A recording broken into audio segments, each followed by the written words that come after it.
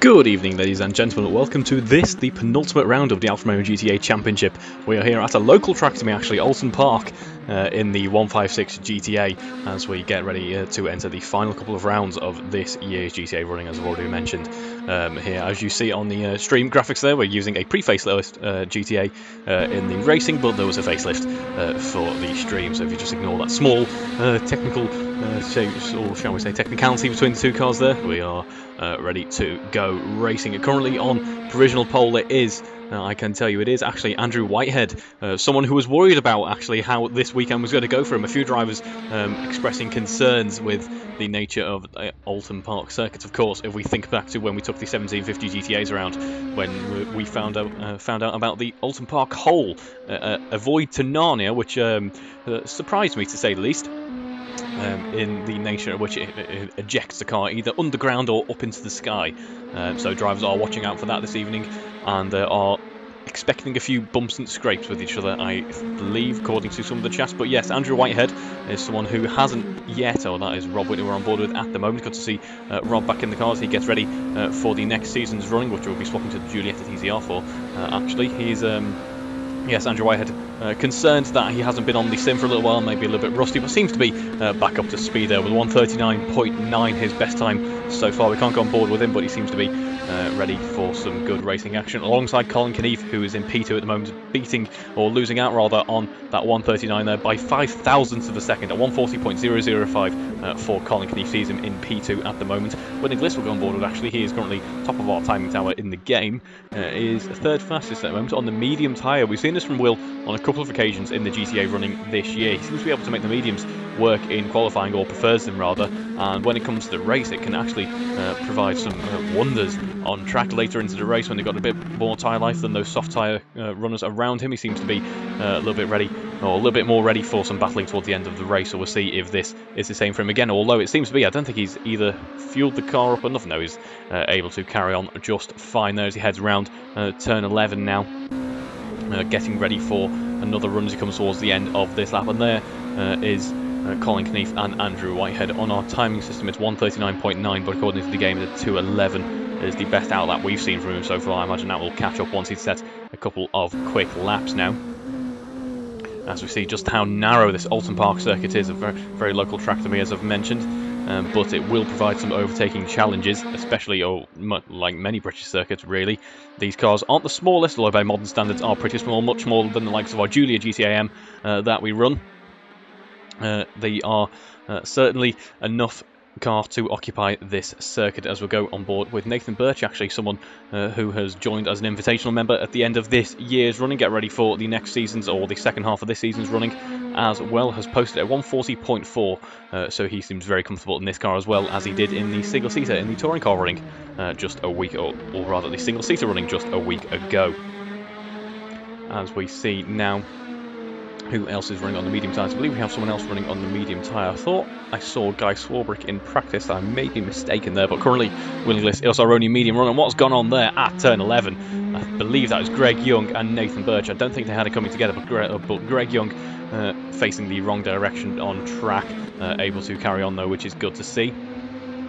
As we have just over 5 minutes to go in this qualifying session now.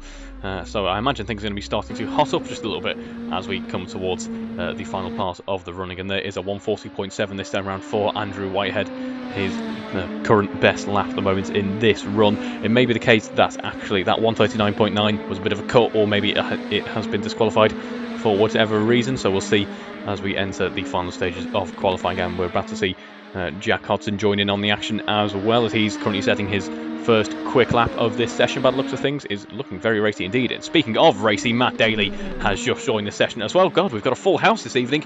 Currently 17 cars, 18 cars if you count myself on in the session, and 16 cars on track at the moment. So it's going to be a full grid on a very tight and twisty British circuit. This will provide some excellent racing, as it's all gone wrong for Andrew Whitehead there, mentioning he might have been a little bit rusty, and there is possibly some evidence of that as the car skipping about as he tries to find a gear, tries to get the clutch right to move out of the way, and does so without too many ill effects there to the other drivers, which is good to see. But not what he needed at this stage in qualifying, as things are really starting to hot up now, as we see a Very nice livery on Will Vist's car. There's that, I believe, is a bit of a Ukraine tribute there, which is good to see. And there is Matt Daley posting a blistering lap time. We weren't able to go on board with him, unfortunately, for that, but a 139.1 that time around. 3 purple sectors, has absolutely blown it out the park, and only his second attempt. In fact, his first fast lap attempt as well. That was an out lap, his first lap as well. So that is electric from Matt Daley. He is really showing that he means business. I believe he's out of the running. In fact, he is out of the running for this year's championship, which is a shame, because when he does, or when he is able to turn it rather, he is right up there with the fastest is Matt Daley, and I'm sure he'll be getting ready for the next year's running. He sets his sights on the championship once again, but there is a proper drive there from Matt Daley in this qualifying session so far. Just over 5 minutes to go now, and things are really hotting up. Just look at how occupied the 140s are. Will Inglis 140.1, the quickest runner in the 140s, and you have to go all the way down to P8 Greg Young, the last driver in the 140s at 140.9. So 8 cars separated by 8/10 of a second. That is exceptional. That is an exceptional standard of driving really so far in this field. And there is, speaking of exceptional, another purple sector from Matt Daley. We're going to stay on board with him as he heads into sector 2 now. A 53.8 through sector 1 that time round, so he is only getting quicker as that fuel load gets lighter. He won't have much fuel in the car at all, but every single gram makes a difference here in qualifying as we head around the right-hander Druids now, coming towards the final part of the lap, coming towards the end of sector 2 now. What will it be? He loses out a little bit through sector 2, but not long to go on this lap now. Only the turn 16 and turn 17. Turn 17, not much of a corner at all, and then we have the start-finish straight towards the end of the lap. And for Matt Daley, it is not enough to improve, unfortunately, this time around. Loses out by about 0.3 of a second, but someone who has responded to that charge from Matt Daley is Will Inglis. We'll go on board with him now as he goes purple through sector 1, matching Matt Daley's time there. In fact, we have to go to the thousandths to find the difference between them, and there is 0.04 of a second difference between the two drivers through sector 1 in Will Inglis's favour, as well as we head towards the end of sector 2 now, coming up towards the penultimate corner. It is losing out once again for Will Inglis, so maybe these drivers who are pushing it ever so hard through sector 1 are starting to lose out towards the end of lap. The tyre's not quite got the grip in them. Will Inglis has swapped to the soft compound tyre at this stage in qualifying, and as he heads around the circuit one last time, he is now into the 139s as well, so the track may be getting a little bit grippier. The car's feeling a little bit more comfortable to the drivers. The drivers feeling more confident around this circuit. Will Inglis goes into the 139s as well. Let's see what Colin Knief can do now, as he's gone personal best for a couple of sectors on that previous lap, but not enough to make a difference, make headway to the front row of the grid. He's currently P3 at the moment, 32.8 through sector 2 last round. A very, very strong sector 2 actually, as he now heads to the later stages of sector 1, the sharp right-hander of the Shell Oils corner there. Quite a lot of the camber on that corner. If the car is very powerful, as these cars are quite powerful, but they are also very grippy, they can be very easily upset, or can be very easily kind of knocked off kilter there, as we have the run down towards turn 10, or run up rather towards turn 10. A 53 or 54 actually for Colin Knief in sector 1 this time around. Is he going to abandon this lap? I believe he's going to carry on, but it's not looking too hopeful at this point in qualifying for him for a pole position, as we go on board with Matt Daley once again. Purple through sector 1 and purple through sector 3 as well, but losing out in that sector 2. That sector 2 seems to be very important indeed in this evening's running. Seems to be making all of the difference, as we see him losing out there at 1 minute 39.2. So still a blistering lap time for Matt Daley. I believe Will Inglis has improved as well and has resorted to the pits as he gets ready for one final charge in this qualifying session now. There we see the unsung hero of the GTA running so far this year, the 75 Turbo, who has been running on idle. That alternator putting in some work there. That is, of course, my commentary booth for this year's running, and there is a very important improvement for Colin Knief there. I apologise for not staying on board with it really, because there was no kind of major sector improvements there. It was just consistency throughout the lap that saw him push towards the 139s now. 139.8 for Colin Knief. With 2 minutes to go in this session, he needs to get out fairly sharpish if he wants to be able to improve. In fact, you pretty much need to be leaving these pits now, so this will be very close indeed if Colin Knief wants to try and make that all-important improvement towards the front row of the grid. Let's see, elsewhere in the field we have a very close battle going on throughout the midfield, as we already mentioned, but even further down towards the back end of the midfield, Rob Whitney leads kind of rather Andrew Bremer leads this pack here in P9 at the moment, 141.27, followed by Rob Whitney, and then by a few hundredths of a second, it is one of the Hodsons there, that is Jack Hodson, and then we have Alan Matthews, Paul Millman, Guy Swarbrick, Rosie Hodson and Steve Knight as well.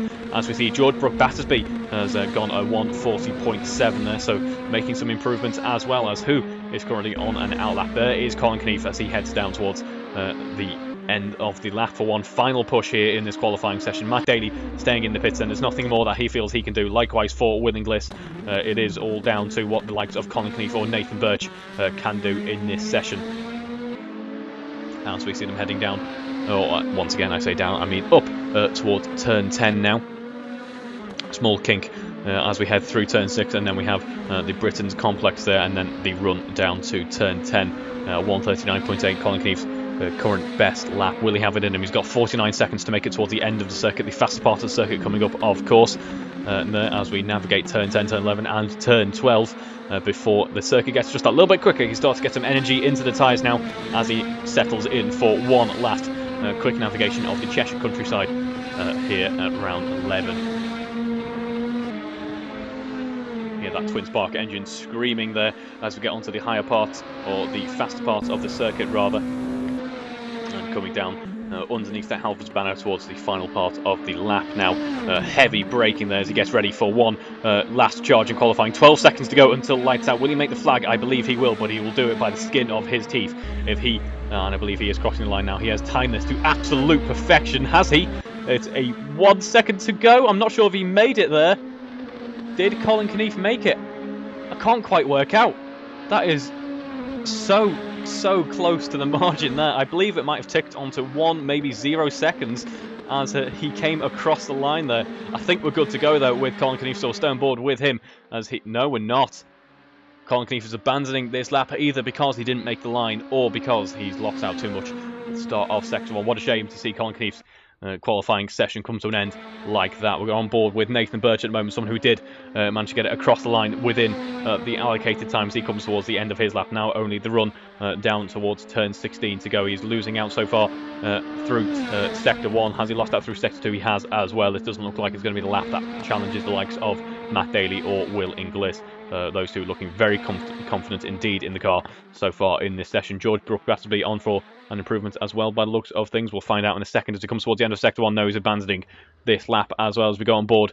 In fact, who can we go on board with? It doesn't look like anyone is hoping for an improvement in this session so far. Andrew Bremer, our only car on track at the moment. We'll stay on board with him as he comes towards the end of Sector 2. Losing out in Sector 1 so far, but there is plenty of time to be made towards the end of the lap. Those high-speed corners where you've got to judge them just millimetrically or just absolutely perfectly, really, if you want to make sure you're finding those all-important hundredths of a second as he heads towards the end of Sector 2. Will it be an improvement for Andrew Bremer? No, it won't. He's going to lose out by about 1.3 seconds there as I see a small lock-up coming into turn 16, and I imagine this will be a bit of what could have been for Andrew Bremer on this final lap in this qualifying session. What could have been for the likes of Colin Knief, Nathan Birch or Andrew Whitehead as well. A few drivers, I imagine, are slightly frustrated with this qualifying session, but congratulations to the likes of Matt Daley, Will Inglis breaking into those 139s, looking very comfortable in the car indeed as we get ready for race 1 coming up in just a few moments' time. Don't go anywhere.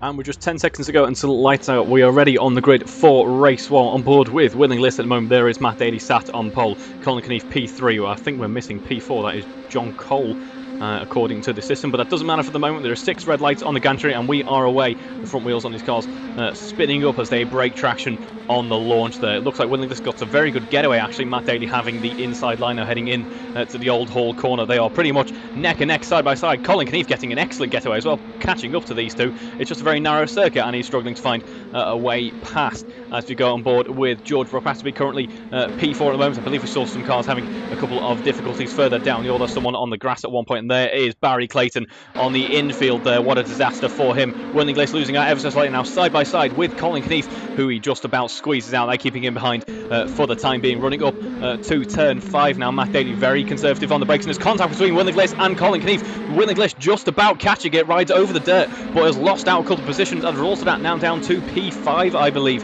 or P4 there, because Colin Knief also losing out in that. I didn't quite see that, but now down to P7 for Colin Knief as well. So a bit of a disaster at the start for those two drivers, and there's a huge pile-up further down the running. Greg Young involved in that at some point, I believe, although that might have been separate from what was going on between the likes of Jack Hodgson, Steve Knight, Greg Young, Guy Swarbrick. They're all getting collected. The AM runners there having a bit of a disaster at turn 8, or turn 7, turn 8 and turn 9.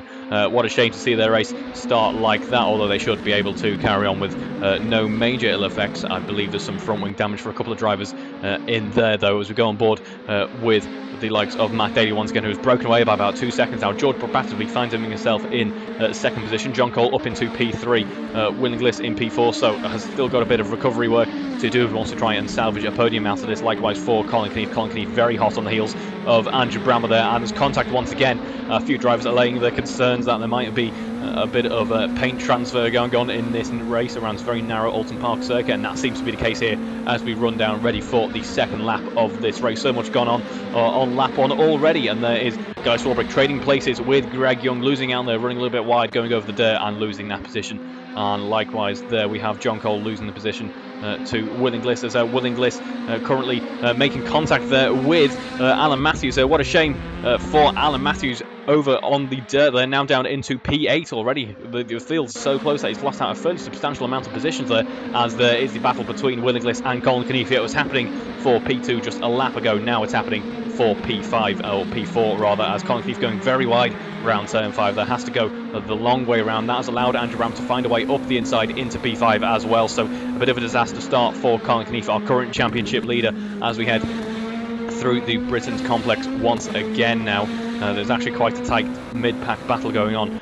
Rob Whitney there under pressure from Paul Millman. Paul Millman under pressure from Alan Matthews as we have the run down towards turn 10. Alan Matthews just that little bit further back, though, as we see a bit of smoke being piled up from, I believe that was Paul Millman, just a small lock up there. And there is a bit of a train forming behind Winning List as we have the run down towards turn 15 now. Of course, a couple of so-called corners there in the way. Clay Hill, Water Tower, although not too much for these 156 GTA touring cars, as we see Winning List currently leading Andrew Bremer, Colin Knief and Rob Whitney there.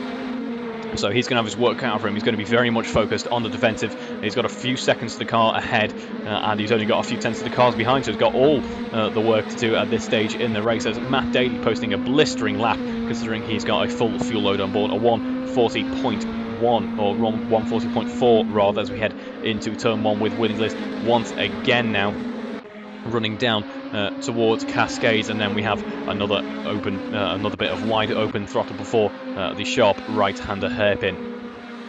And these three looking quite ready, quite eager to race each other. Indeed, Andrew Bremer feeling quite confident in the car by the looks of things. Quite eager to get the car up the inside to try and force an overtake at some point or another. Of course, a very narrow circuit is quite difficult to do on this track, especially when you've got to avoid the Alton Park hole, which we've become all too familiar with in the 1750 GTA running. There, as we now have quite the pack forming up actually, because these three up front are slowing each other down as well, and there is Rob Whitney being followed closely by Paul Millman and Alan Matthews. We've got a 6-way battle effectively at one point or another for P4. There's been a trading for position between John Cole and George Brockbasterby as they head up towards turn 10, and there is the rest of the field, as we see these two just losing out in terms of outright pace to Matt Daley at the moment. Matt Daley feeling very comfortable in his car by the looks of things. there, as we see him running down towards the end of Sector 2 now.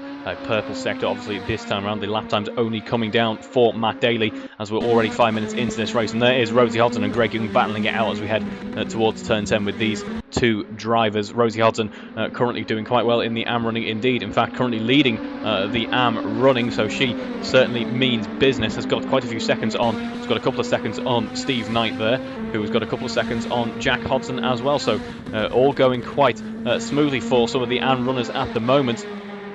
But it's not going too smoothly for the looks of things for Jack Hodson, rather, as we're seeing Guy Swarbrick getting the move done. I'm not sure what's gone wrong there. Guy Swarbrick as well running just that little bit wide there and has been punished for it by the looks of things, losing out on quite a bit of pace, the momentum dropping off the car, and he loses a position there down to P14 once again for Guy Swarbrick, who's going to go back on board with George Brooke Battersby and John Coles. We head towards the first part of the lap once again. Matt Daley, meanwhile, just out in front, setting purple sectors, really enjoying his time in the 156 GTA at Alton Park, clearly, as we head round turn 5 once again. John Cole in P2 at the moment. George Brooke Battersby following him, echoing his every move as we have the run, or rather the long run down to turn 13, turn 14, of course got turn 10 to navigate before that as well. In fact, I say, thinking about turn 13, turn 14, you've got, of course, Britons as well. There are quite a few layouts of Alton Park to choose from.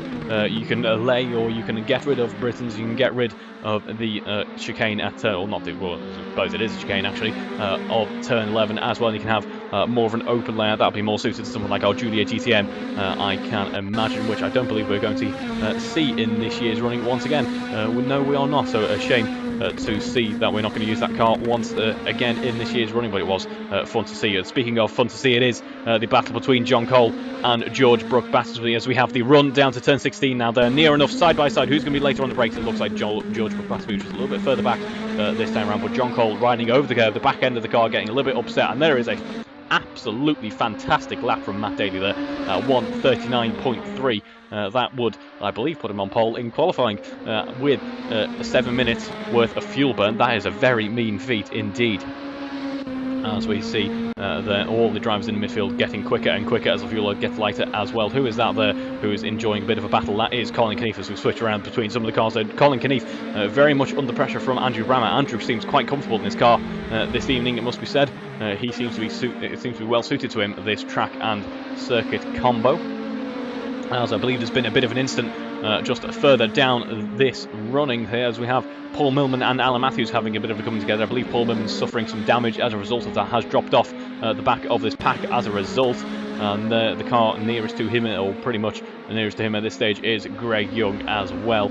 As we're going to go on board once again with John Cole and George Brooke Battersby, as they are still battling it out tooth and nail, as we have the drop after the hilltop there. And we have the run down, the brakes glowing red hot as we head through turn 10.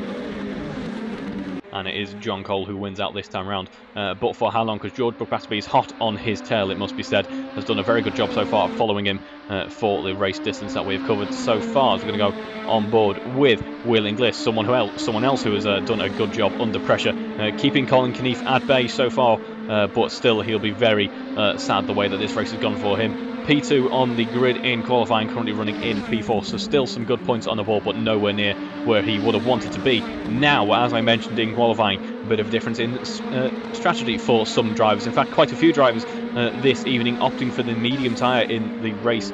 So maybe we might see towards the end of the races, rather, we might start to see the likes of Will Inglis, the likes of Rosie Hodson, Jack Hodson, and Guy Swarbrick, all running the medium tyres, start to come into their own towards the end of the race. They might have struggled a bit on the launch to get the cars up to temperature, to get them ready in race trim, but now towards the end of the race, which of course we are nowhere near yet, we might start to see them come alive and come into their own and maybe push towards the podium for the likes of Will Inglis. Of course, Rosie Hodson doesn't need to push towards the points, or push towards the podium rather, because she is doing a very good job of leading that AM race at the moment. In fact, how much is she leading by, we'll find out in just a second. We're still very much focusing on the battle between Will Inglis and Colin Knief, so Rosie experiencing quite a nice gap to the rest of the AM field at the moment, doing a good job. Should be some good points on the board for her this evening if things go well. What has happened here? There has someone gone off, I believe. That is Matt Daley who has gone off, has he? I can't quite work out what's happened there. No, it isn't. It's just a transponder issue, which is a relief if you're a Matt Daley fan. I think we're all a Matt Daley fan. they're still leading this race at the moment. Then, as we go on board with George Brooke-Batterby and John Cole once again, so many exciting two-way battles going on in this race so far, and we're not even halfway in. Yeah, I'm very much enjoying this. As we go on board with John Cole, I think we'll stay on board with John Cole for just that little bit. He's done a very good job of keeping George Brooke-Batterby behind. We've seen it on a number of occasions in the touring car running. Actually, he can keep a battle going on for quite some time. He's on many occasions had to battle it out with Colin Knief and has ended up winning those battles, or has done a damn good job of keeping the opposition behind. Maybe we'll see that again in this evening's running as we head onto the start-finish straight once again with these two, and not too far behind at all is the likes of Winningless and Colin Knief heading up to turn one now. An excellent looking car is this 156 GTO. Of course, we'll give you a bit of a rundown on technical specifications in just a moment for those of you who have forgotten, because there are plenty of touring cars to choose from in this first half of the year's running. Of course, for the second half of the year's running, we are opting for the well-loved and the well-experienced Giulietta TCR car that we all very much like. It's got some interesting characteristics of its own and looks very good as well. As we go on board we want to stay on board with the leading packs here, but we're going to have to focus a little bit on what's going on elsewhere in the field. Alan Matthews currently battling it out with Rob Whitney. Rob Whitney, who has not, to be honest, has not had too much confidence in himself so far in the later stages of this year's running, is looking forward to, I think, focusing on a one-car series coming up in just a moment's time. And that's all gone wrong for Andrew Bremer there. Where is that? I believe that is at turn 8. That is at Britain's for Andrew Bremer there. What a shame to see his race get affected by something like that. He's lost out a few seconds there. Still in P9 at the moment, but not as far up the road as he'd want to be there for Andrew Bremer. But as I was saying there, has it all gone wrong again? I thought there was contact with the curb there. Luckily, that wasn't the case there. But yeah, Rob Whitney perhaps not feeling too confident with the changing cars and track combos. Looking forward to the Giulietta TCR running coming up in the second half of the year's running, but is doing a very good job here, looking very comfortable indeed in the 156 GTA at Alton Park. By no means an easy circuit to master, keeping Alan Matthews at bay for the moment. If we compare the pace on track at the moment, it plays into Alan Matthews' hands as he is trying to hunt down Rob Whitney. Is now side by side. I thought was side by side there, just a little bit too far back on this occasion. But if we compare the last laps, it goes into Alan Matthews' hands there, 141.8 compared to Rob Whitney's 142.1. But in terms of best lap, Rob Whitney wins that trophy at 141.2 compared to Alan Matthews' 141.5. Let's see how this battle develops between these two towards the later stages of the race. The battles developing are not doing too much development, although they are just ongoing at the moment, as we see John Cole and George Brooke-Batterby. No changes for position here so far, but the battle still very much raging on as they're kicking up a little bit of dirt as they head through the Britain's complex there, as they try to get as close as they possibly dare to that tyre wall on the inside of the corner. Likewise for Winningless, currently still leading his battle with Colin Knief, but only by a few hundredths of a second, or a few tenths of a second rather, running those medium tyres. As I say, we'll see how they get ready towards the end of the race now. Only 0.2 of a second between that corner, in that corner between the two drivers that time around. Colin Knief is very much putting the pressure on, and Winningless is certainly not cracking under it though, so very good racing going on here this evening. In fact, it has been nowhere near as chaotic as I was expecting, given some of the drivers' fears. We have had nothing from the Alton Park voids so far, which is good to see for the likes of the racing, and also my microphone, which didn't deal too well with my utter confusion when I saw some classic Alfa Romeos at differing altitudes than what was expected, shall we say. As we now have the battle between these two raging on down the start-finish straight. Colin Knief staying in the slipstream, but not able to get that overtake done yet. Likewise for George Brooke-Batterby, still oh so close, but oh so far. The overtake for P2 at the moment. Some very consistent running going on between these cars. Matt Daley, meanwhile, haven't seen too much from him in this race. We've got just over 10 minutes to go, still leading the pack, leading by about 11 seconds now, doing a very good job out in front. 139 flat is his best lap in this race so far, an electric lap there, I believe, actually beating his qualifying time that we saw in the previous session. So this is really quite an impressive weekend from him so far, as we have a trading positions between the Hodsons there. It is between Rosie Hodson and Jack Hodson. Jack Hodson has found a good bit of pace underneath him over the past few laps, running those medium tyres, much like Guy and Rosie, the cars surrounding him, but he was battling it out with Guy just a few laps ago, and is now all of a sudden very much on the tail of Rosie Hodson, leading that AM race. Then so we'll stay on board for the battle for the AM race now as we head down towards turn 5. Rosie certainly has her work cut out for a very nice livery on that car. It must be said, the Italian flag, a very nice little touch on the front splitter as we have the run towards turn 7, turn 8 and turn 9 coming up in just a moment. An overtaking opportunity, although a very brave one, given the narrow nature of this circuit, as both cars kicking up a bit of dirt there. Jack Hodson's car getting just a little bit upset over the curb, actually, the back end kicking up, but no major ill effect as a result of that now, and he has the benefit of the slipstream, has maybe thinking about a move up the inside, but it's all gone a little bit wrong there, just about keeping it on the tarmac there, keeping it on the grey stuff. Very nearly outbraking himself, running onto the dirt there, but still able to keep relatively close to that car, leading his race up in front. Meanwhile, well, there was, I believe, I don't think that was the Alton Park hole, the Alton Park void that sends people to Narnia, sends them into interstellar orbit or what have you. But that was a bit of a scary moment on board for Jack Hodson, I am sure. Speaking of scary moments, there is one happening right there. Under braking up the inside, Jack Hodson thought there was a move on. It didn't stick though. It didn't stick in the way that he would have wanted there. Rosie Hodson facing the wrong direction, and I believe Jack Hodson has backed off a little bit to allow Rosie to catch back up, which is very good to see indeed if he has. But that is a shame there, Rosie. I don't think there was anything Rosie could do. Not expecting to see a car careening over the dirt. A bit of a racing incident on that one, I am sure.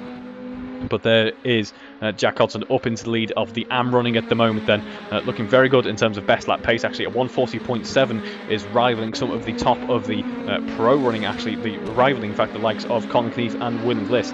So certainly got some pace underneath him, has Jack Hodson as we go on board once again.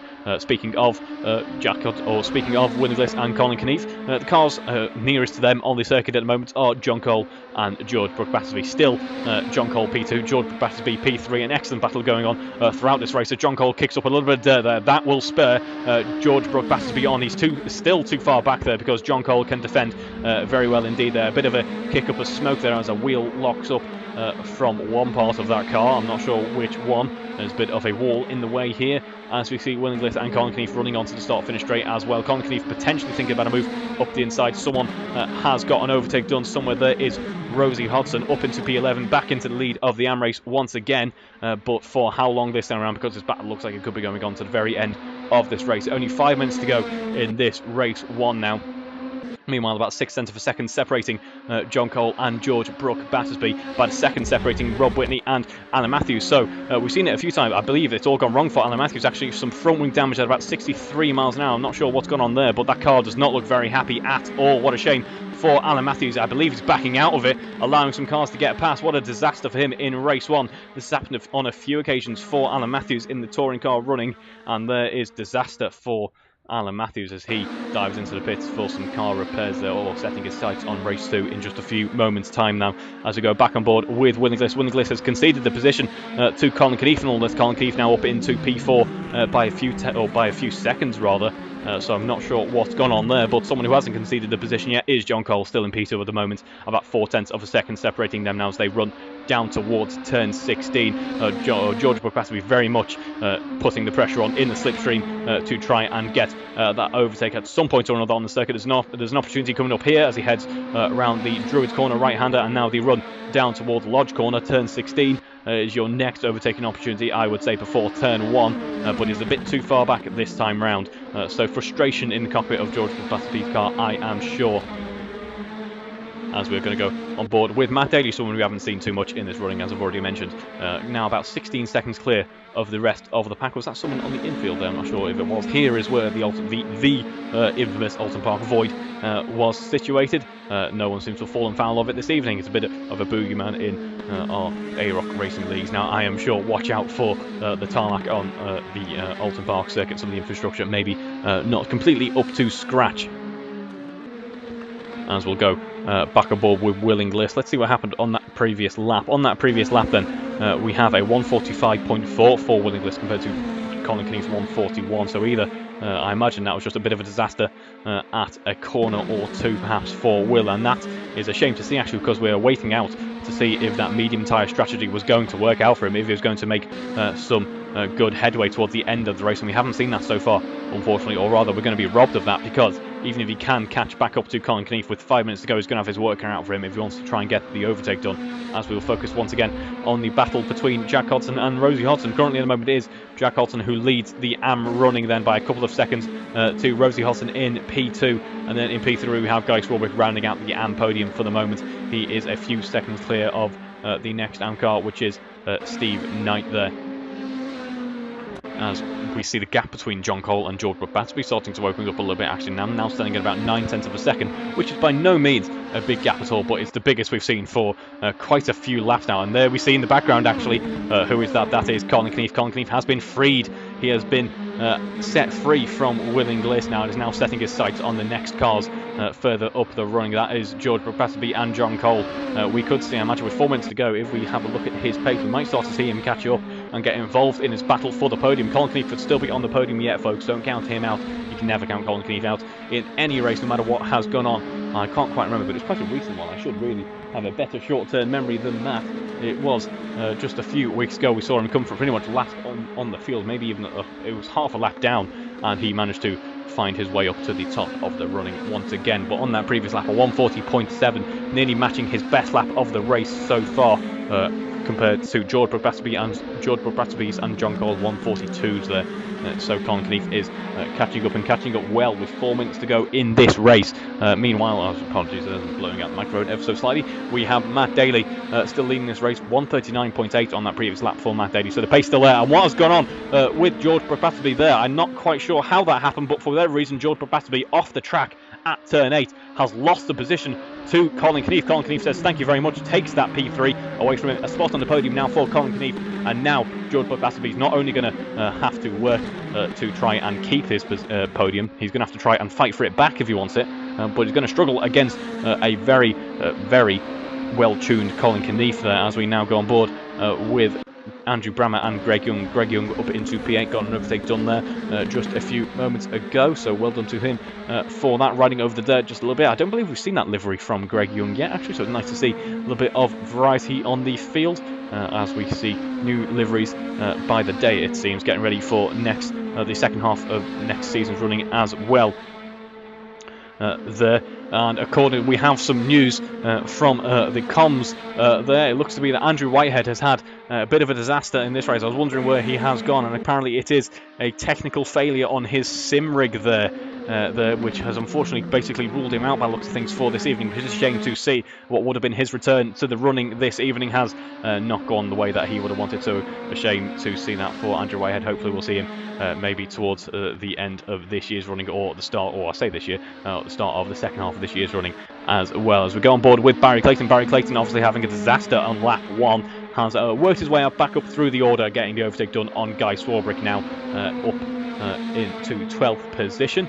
As we'll go on board, who else will we go on board with now as we enter the final couple of minutes of this race now? It seems to be the battles have fizzled out ever so slightly now. The pressure that has been on for some of the drivers for so long has been relieved ever so slightly, but there could be a final charge yet, who knows. With over 2 minutes to go, of course, we have that additional lap at the end of the race. Anything could happen. Top speeds then, we have Matt Daley topping the chart at the moment with 128 miles an hour through the speed trap, so perhaps a low drag setup favouring or is the favourable option in these 156 GTAs around Alton Park. There's a bit of dirt being collected by Matt Daley as he rides over the curb on the exit of turn 16, but no major ill effects as a result of that. 22 seconds clear of the rest of the field. It has been a stellar drive from Matt Daley so far this evening, running a little bit wide there on the exit of turn 1. I think pretty much everyone has run a little bit wide there, keeping just enough rubber on the actual tarmac to not invalidate the lap. As we go on board, then we'll go back on board with the likes of Colin Knief. Colin Knief breaking away from George Battersby then as we start another lap for what will be the final couple of laps on this race 1. We see Colin Knief is only 0.7 of a second behind John Cole, that car that has sat in P2 for so long. Could we yet see John Cole being dethroned from P2 and Colin Knief finding his way onto the second spot on the podium? Who knows? With just 6 tenths separating them now, the gap is getting smaller and smaller as Colin Knief has set his best lap of the race so far, actually, on that previous lap. so he is really charged up. Some of Colin Caniff's best drives seem to come when he has his work out for him, as he has done quite a few races now over the past few weeks running. It hasn't been a plain sailing weekend for a little while for Colin Caniff. Actually, we saw at the start of the season quite a few weekends where it was fairly easy for Colin Caniff. That hasn't been the case so far in the second half of this season's running, and there is confirmation of that because John Cole is now only 0.4 of a second ahead of Colin Caniff as Colin Caniff heads down into the braking zone, downhill into that braking zone, very tricky braking zone. Of course, you've got the chicane coming up immediately after it. Is now oh so close between those two cars as we head down towards turn 12, turn 13, turn 14, which aren't too much of a corner to navigate at all, as we're now on the penultimate lap of this race.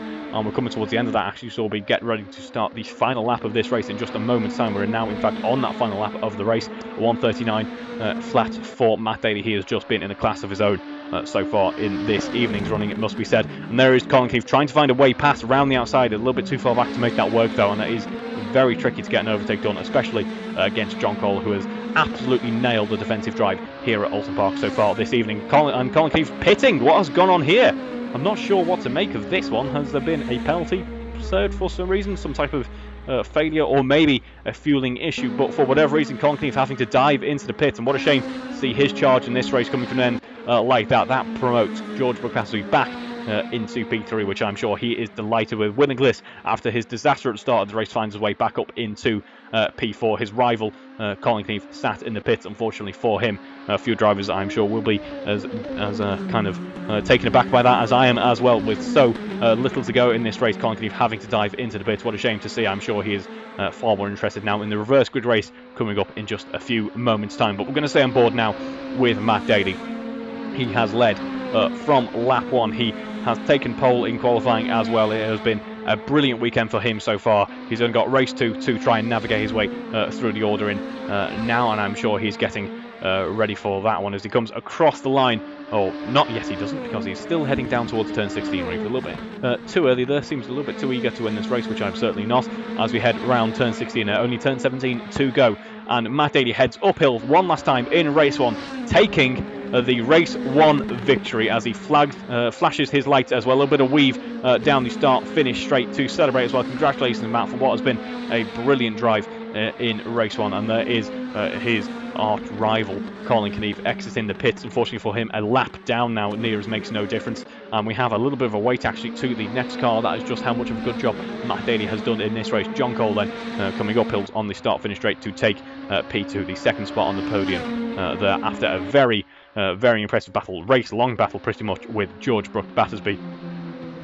And there we have Willingless. Bit of a disaster at the start of the race, but I'm sure he'll be happy to score some decent points towards the end of this race, taking home P4 as well. And then we have Rob Whitney. Rob Whitney not feeling too confident heading into this weekend, takes home P5. Some very good running on display there for Rob Whitney, coming home in P5. Paul Millman actually very much under pressure from Greg Young as he comes across the line with just a few tenths separating those two cars there. But Paul Millman wins out in the end, takes P6, Greg Young P7, Andrew Bremer then coming home P8, and then we have Jack Hodson leading the AM race, will be coming home in P9.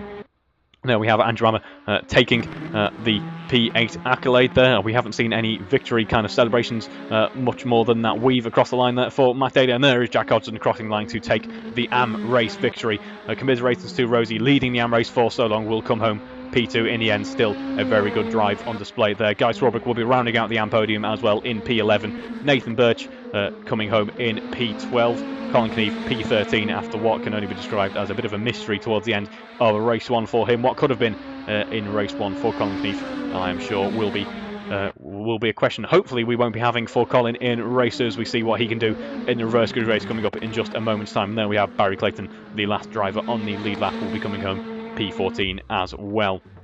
As there we have the Alton Park Void. Perfect demonstration from Rosie Hodson there. Thank you, Rosie, for demonstrating that perfect. Do we need to bring the ambulance out, or the tarmacking company?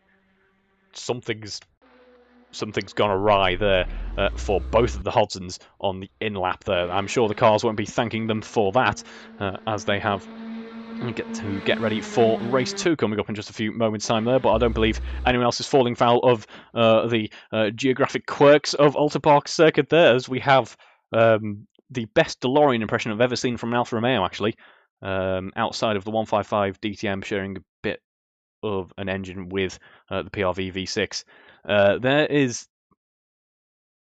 That's just...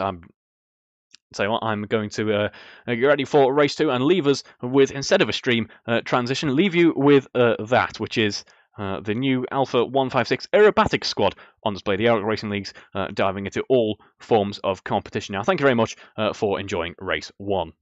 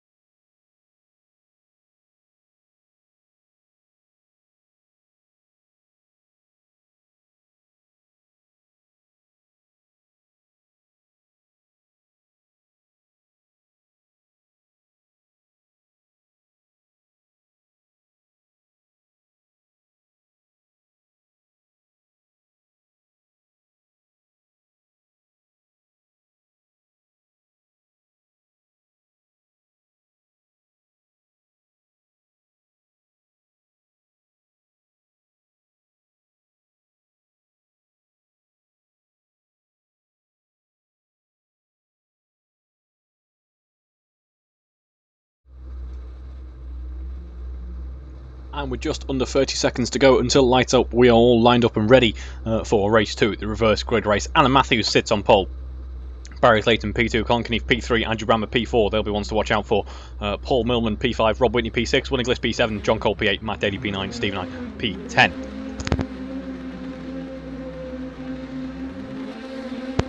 With 6 red lights on the gantry, we are away, as there's still a huge cloud of smoke from these front-wheel driven cars there. Paul Millman getting a very good getaway there, catching up to Andrew Bremer, going to go round the outside I think, but is going to actually concede a position there because Andrew Bremer fighting back on corner exit, and now Paul Millman actually losing out big time as a result of that. Winning List has a very good getaway and is up into P5 already.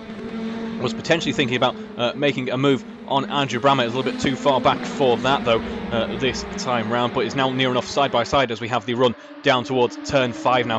Colin Keneath up into P2. He has had a very good getaway as well, and he should be in a very good position for this race. There's a bit of contact going on further down the order, I believe. Where is that? That is between the likes of George Brook-Battersby, Guy Swarbrick, Rob Whitney. Just a little bit of paint transfer going on. Nothing too major to report so far. It's been a little bit cleaner at the start of this race, but I spoke too soon there.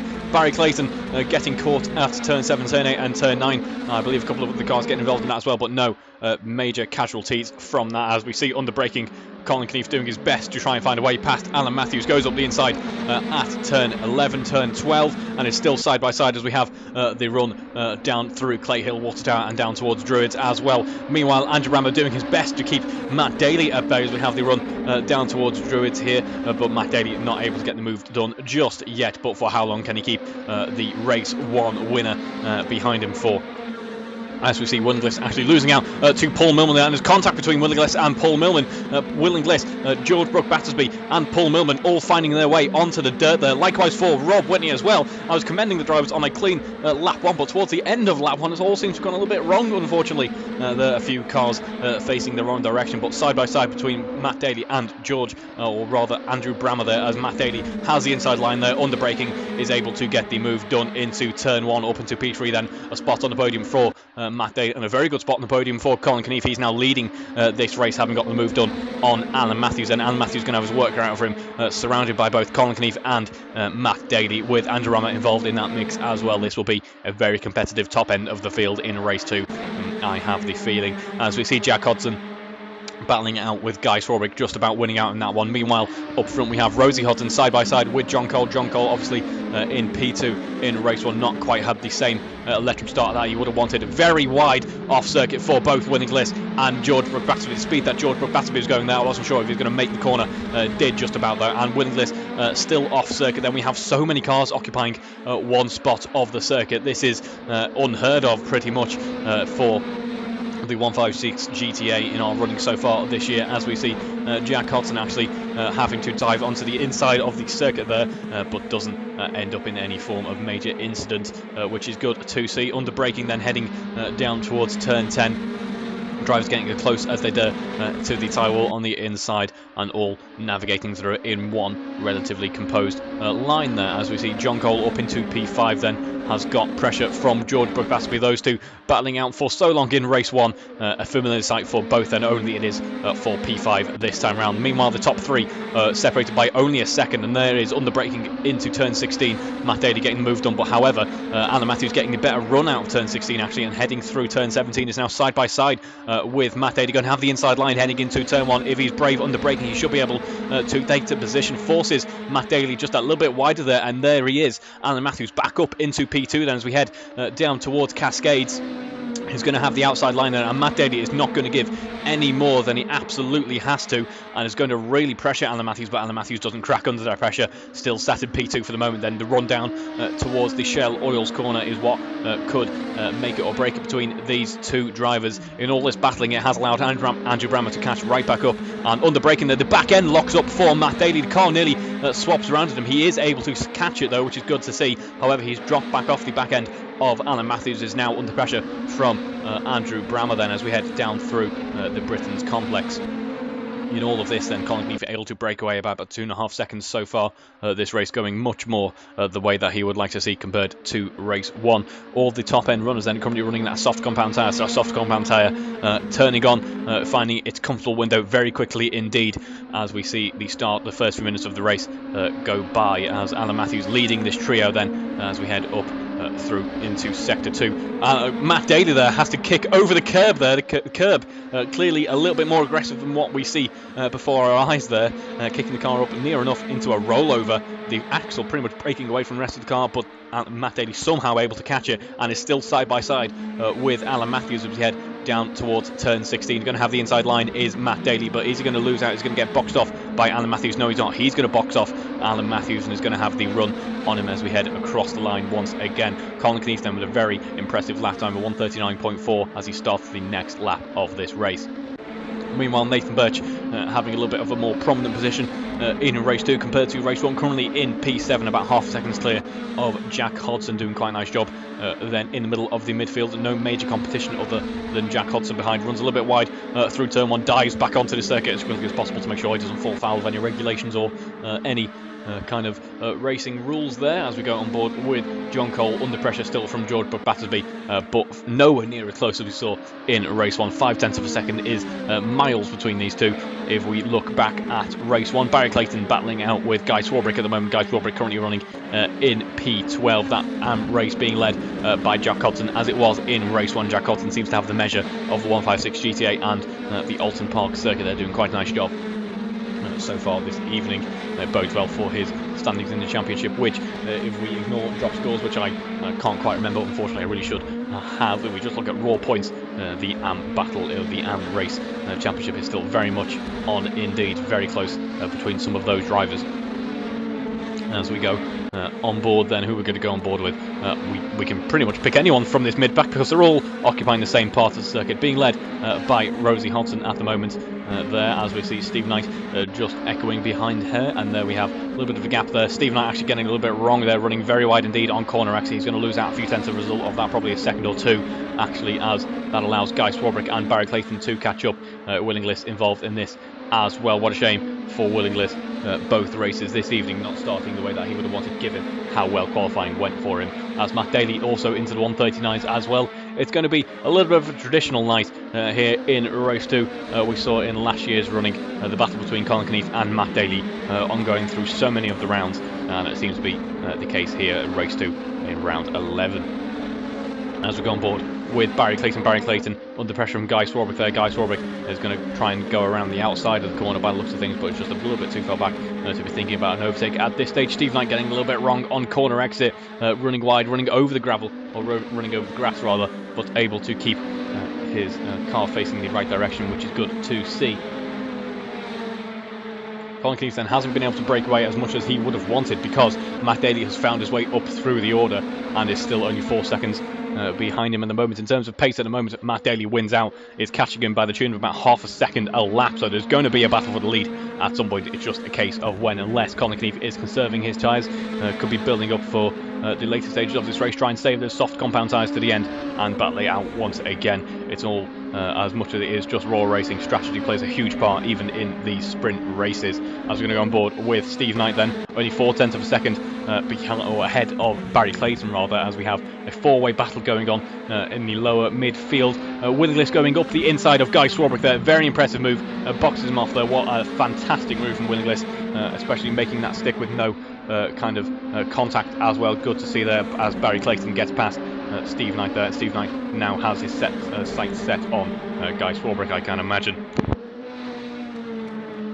As we see at the top end of the field, Colin Keith responding to that charge from Matt Daley behind over the 139.2. We're getting oh so close to the 138s. We had a 139 flat in race 1, I believe, and we could be seeing a 138, the high 138 towards the end of this evening's running. I wouldn't be too surprised of that if we well, too surprised if we see that rather, because of just how comfortable the cars and the drivers are looking around this circuit. As we see George Battersby must be getting bored at this point of the view of the rear end of that 156 GTA. Of course, you can't get too bored of it. It is a fantastic looking car. Is the 156. It is on my list, as with many Alphas are on my list of future cars that I must own. Yeah, I say it's on my list. That's not really too much of a compliment at all, because so is a 1.7, so is a facelift 156, so is many cars, so is just, I want to own them all basically. So saying that I quite like the look of this 156 isn't too much of a compliment, but they do look very nice indeed.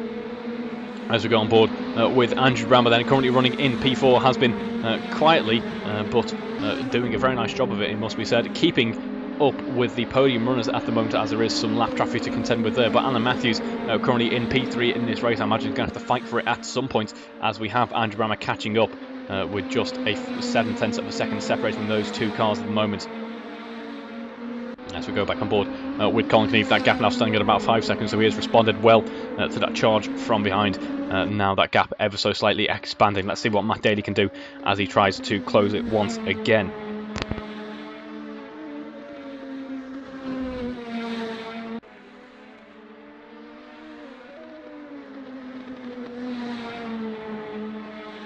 As we go back on board with John Cole and George Brook-Basby there, side by side, up the inside goes John Cole, heading into turn 1 there, getting the move done under braking. So George Brook-Basby getting ahead on the exit of turn 16, and John Cole doing as much as he can to try and get back past to keep that P5 for the moment. The order, they're not changing between them at the moment, but for how long will that be the case? Speaking of the order not changing, and for how long will that be the case, the battle between Andrew Bremer and Alan Matthews. Alan Matthews currently in P3 as we head around the Shell Oils corner, that basically bowl-like corner, looking very reminiscent of something you'd see in NASCAR or at Nürburgring, potentially.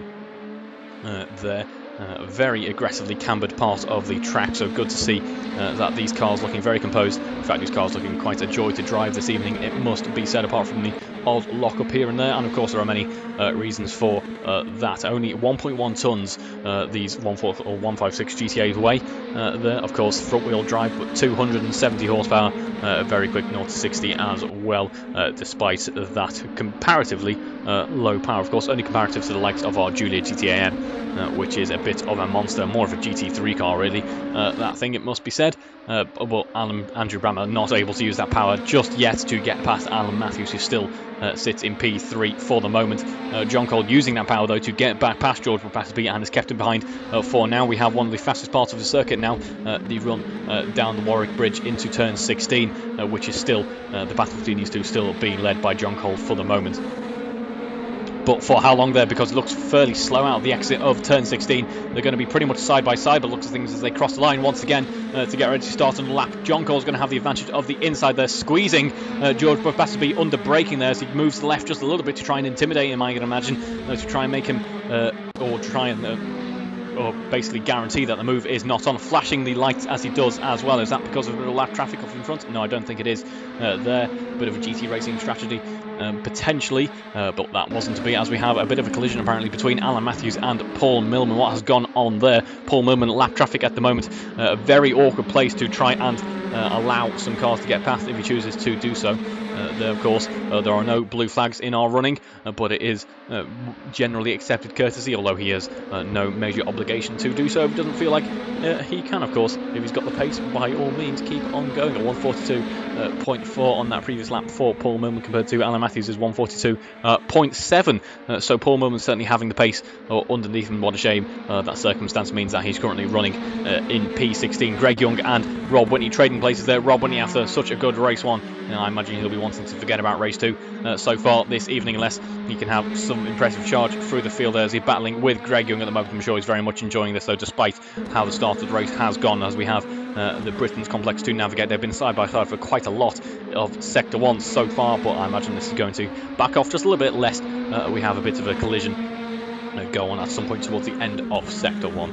As we're going to go on board once again with John Cole and George Brook-Basby. The order still hasn't changed yet, but it is very impressive to see just how closely these two can battle for so long. The odd mistake creeping in here or there, likewise, like as we saw from George Brook-Basby there, but no major ill effects as a result, and something has gone wrong for Rob Whitney, I believe, some substantial rear end damage according to the system. And there we have, unfortunately, our first DNF of the evening. Rather, our second DNF of the evening there, but our first not owing to a technical failure. Of course, a technical failure in sim racing, very rare but not impossible, as we have found out. A bit of a puff of smoke from a lock-up under braking from Greg Young there as he heads down towards the start-finish straight for another go around of the circuit. Once again, Andrew Bremer then, currently in P4, has backed off a little bit from Alan Matthews, is now all of a sudden going to be, I imagine, slightly focused on the likes of John Cole and George Brook-Basby behind. Now, Andrew could have quite a sway in the battle between George and John here as we head down towards Sector 2 in just a moment's time. because the likes of John being able to get past relatively quickly, and that could leave a bit of a traffic issue for George Brook Batterby. We'll have to see what happens. Likewise, John Cole could be blocked fairly easily, and then we could see George just swooping past. We'll have to wait and see how these two quicker cars, not quicker by much, it must be said, only quicker by about a 7/10 of a second by the looks of things, according to best lap pace at the moment, as we have a bit of a scary moment for George Brook Batterby there. Rides over the curbs, the train not really liking that too much, goes under the track just a little bit, but able to carry on. No major ill effects. The car not upset too much, which is good to see. Some very tough subframes and suspensions on this car, clearly, if they are being able to do some underground excavation and still carry on at speed. Not like the subframe on my recently purchased E46 BMW, which is cheese, shall we say, as we carry on towards the start of the next lap.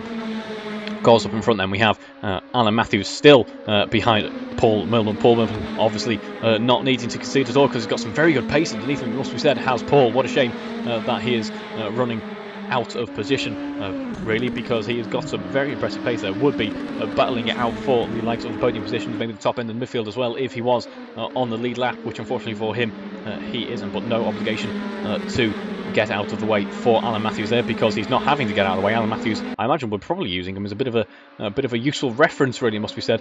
They have pretty much matched each other's previous lap times there, and it is quite helpful to have a car that you can follow along, a bit of an endurance racing strategy, if you can kind of take the car up in front of you and just follow along, try and copy their lines and see what works, see what doesn't, experiment a little bit in a relatively low pressure environment, as we see Steve Knight riding over the grass there, but still able to carry on there, as Matt Daley getting a little bit closer to Colin Keefe. Looks to be that Matt Daley's having a couple of connection issues, which is a shame to see. Hopefully it doesn't affect him too badly. Now only 3 seconds between the two cars as we enter the later stages of this race. Less than 10 minutes to go now, folks, and Matt Daley is slowly but surely starting to catch up to Colin Keefe up in front. Last lap, a 1:39.2, just been updated actually to 1:39.3 for Matt Daley, compared to Colin Keefe's 1:39.9s, which are fairly consistent, actually have been for the past couple of laps. We're now 10 laps into this race, and Matt Daley starting to chip away ever so slightly at that gap now at 2.5 seconds. It's coming down sector by sector, it seems, so we could be on for quite an exciting battle between the leaders of this race. Although we said that at the start, and Colin Keefe was very much able to respond and was able to bait Matt Daley into using a little bit more of that tyre life, into working up a bit more of a sweat to try and catch up to him, and then he really got the hammer down and broke away once again. So we could see that once again. Could be a bit of a Colin Keefe trick, although Matt Daley knows those tricks very well by this point now. Two very well accomplished and very talented racing drivers, as we see Alan Matthews in P3 at the moment, and then we have the trade for positions between Greg Young and Guy Swarbrick side by side as we head into turn 1. Greg Young up the inside, getting the move pretty much called the Greg Young, of course, in the pro running, but unable to make quite a few events this year, which is sometimes just the way the cookie crumbles, unfortunately. But has put on quite an impressive display in the past couple of weeks' runnings in the single-seater and the touring car, it must be said, given how much he has had to miss from this year's running. Meanwhile, in all this battling, George Brook Batterby and well, now Andrew Bremer, as well as John Cole, has in fact found a way past Andrew Bremer, has split these two, as I mentioned he may have done. That has rather compromised George Brook Batterby. I mentioned Nathan Birch having quite a quiet but good race in the midfield, and there we have proof of that, because now he's all of a sudden on the back of George Brook Battersby. If we compare their pace at the moment, 1:40.5 the previous lap for Nathan Birch, 1:41 for George Brook Battersby. Likewise, Nathan Birch has this slightly better best lap overall in this race, so he's getting ready for a battle, is Nathan Birch, on an invitational, of course, but I'm sure he'll be looking forward to the second half of the year's running. If this is how the past couple of rounds have gone for them, they've gone quite well, have Monaco and Alton Park in the touring car running. Matt Daley, meanwhile, going quite well. Only 1.7 seconds between him and Colin Keefe, with just over 5 minutes to go in this race. It is going to come down to the wire, ladies and gentlemen, as we enter the final stage of this race. Matt Daley rather having the upper hand in terms of pace at the moment, so maybe Colin Keefe not quite able to respond yet, because it's getting ever so slightly close to comfort now. I'm sure at this stage one small mistake would allow Matt Daley to just swoop past, really, so Colin Keefe wants to try and build that gap and build a little bit of a safety margin to keep Matt Daley at bay.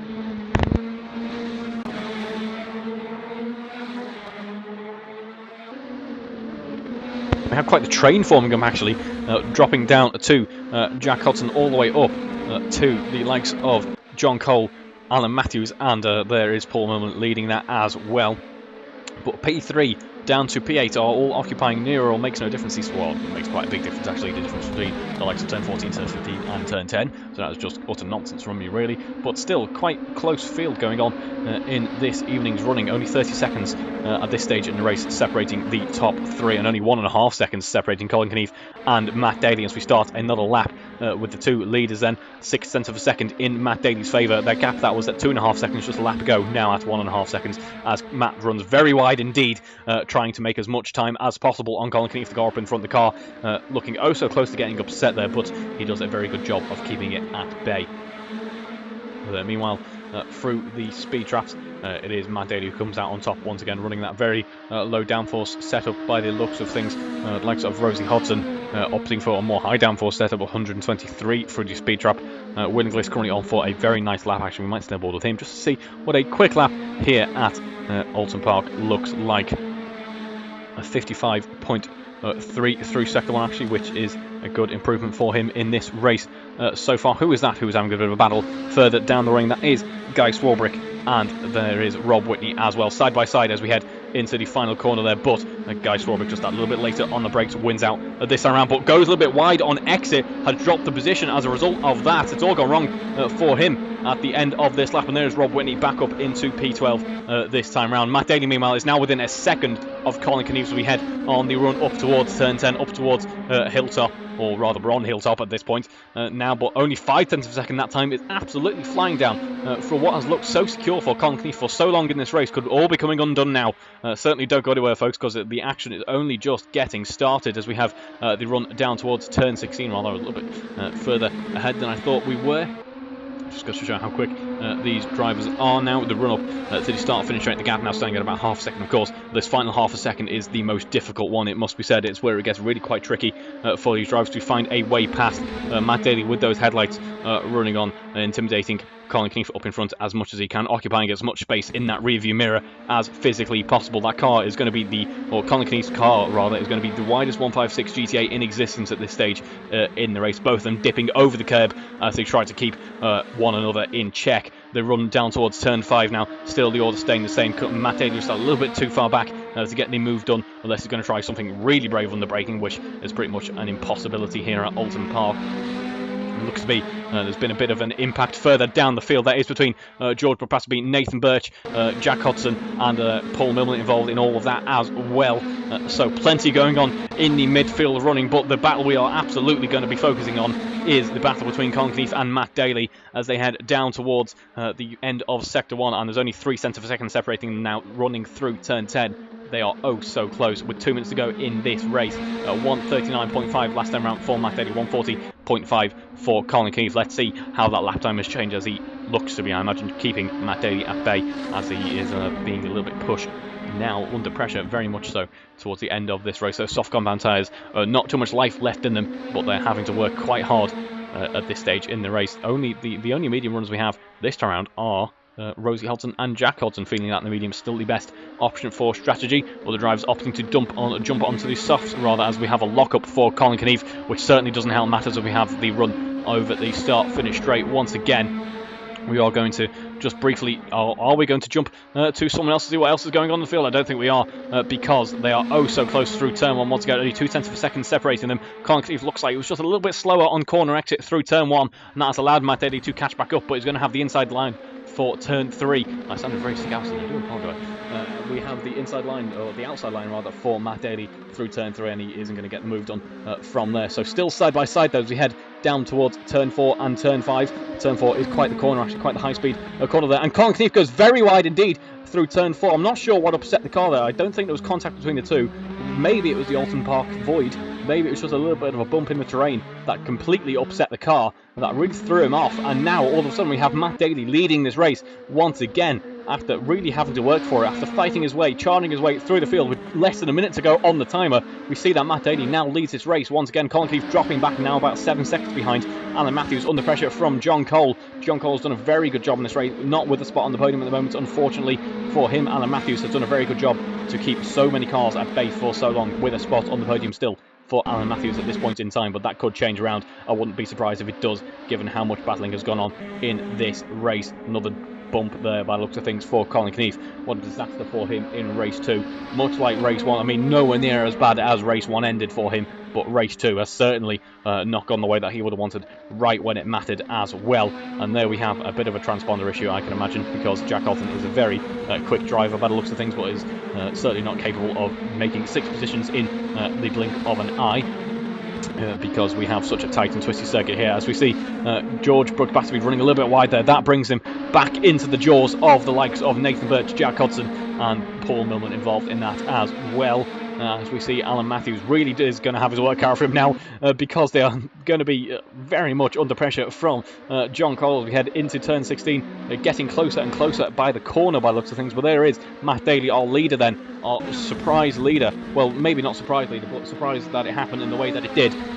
Currently leading this race, about 8 seconds clear of Colin Knief on the final lap now. How quick this final lap of race 2, the penultimate race, or penultimate round rather, for the GTA Championship has come around.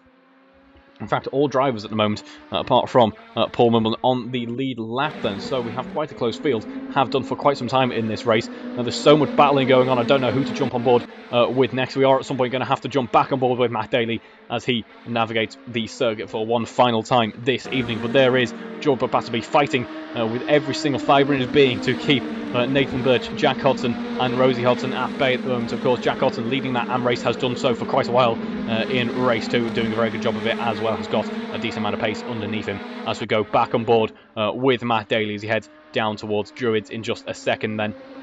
About 9 seconds clear of the rest of the pack at the moment. Only has one real corner to navigate at this stage, doing a very impressive job in race 2. Has his work cut out for him in race 2, has Matt Daley, and he has shown just how much pace he has underneath him. So the run up towards the start-finish line for the final time this evening, it's going to be with a bit of overrun for a finish as well. Matt Daley taking the race 2 victory as well. A grand slam then, if we ignore the fact that it was a vertical race and he couldn't really climb his way through the... he had to climb his way through the order in race 2. A grand slam for Matt Daley in round 11 then. Commiserations to Colin Knief, losing out right when it mattered, taking home P2. Nathan Birch all of a sudden up into P3. How has that happened? No, it is Alan Matthews heading round turn 16 for one final time, but very close indeed to John Cole. A little bit close for comfort, I am sure, but it will be Alan Matthews rounding out the podium in the pro running, taking home P3, John Cole P4, Andrew Bremer P5, and then we have a little wait then to Nathan Birch taking home P6 under pressure from George Batterby P7, Jack Hodson P8, taking home that AM race win. And what an impressive AM race win that is as well, by some fairly decent margin, it must be said. Rosie Hodson enjoying some very clean running there, has had a quiet but very enjoyable race by the looks of things, will be taking home P9. Greg Young, I was about to say P10, but he's having issues by the looks of things. I think he's potentially run out of fuel or some type of engine failure by the looks of things there. Can he crawl it up that hill? I don't think he can. What a shame to see his race come to an end like that. Rosie Hodson coming home P9, Will Inglis P10, Rob Whitney P11, Greg Young maybe P12 if he can get up that hill. I think he's got the speed underneath him to get up the hill. He should make it to the start-finish line, but will he make it in time for the likes of Guy Strawbrick and Steve Knight still behind? No, he won't. Guy Strawbrick then coming home P12, Steve Knight coming home P13, and Greg Young will be classified P14. By the looks of things, isn't going to quite make that start-finish line. I am sure of that. What a shame to see his race come to an end like that. But there is our race 1 and race 2 winner then, Matt Daley, after a very impressive weekend. Congratulations, Matt. Such an impressive display here. Colin Knief extending his championship lead then out in front. Will be taking home this year's championship, of course. Doing a very nice job of all the races that he's partaking in. Just a shame one small mistake really was the undoing of him in race 2 this evening. As we have some very, very nice camaraderie on display there from Matt Daley and Colin Knief, I think, as well. We've got, not usually you'd have a 2.4 JTDM to do this. Usually, maybe even something like maybe a 159, maybe a little bit more grunt behind you, something like a Stelvio even. But we are using the 156 GTA this evening as a bit of a tow car, a bit of a backup car to get Greg Young across line, which is really nice to see.